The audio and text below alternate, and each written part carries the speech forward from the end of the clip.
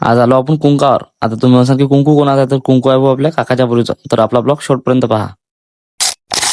4-5 पंक्ती घेतल्या पहिले पाहुण्याच्या वाळून, मग लागले आपल्याला खंदून भूक. म्हटलं पहिले जेवण करून घेऊ, विचार काही करायला पुरत नाही. जेवण करून उठल्यावर आपल्या 2 बकेटा दिल्या वरणाची आणि भाजीची. येत नाही वरण भाजी कळणार म्हणत तुम्ही पहिले.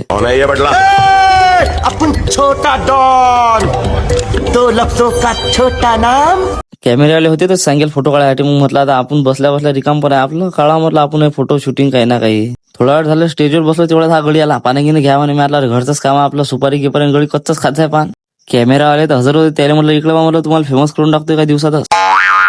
मामाला काय टेन्शनला काय माहित, मामा बोलून बी नाही राहिले कोणासंग, कोणाकडे फोन बी नाही राहिले. एकटेच बसला तर कायची काळजी करू राहिले काय माहित.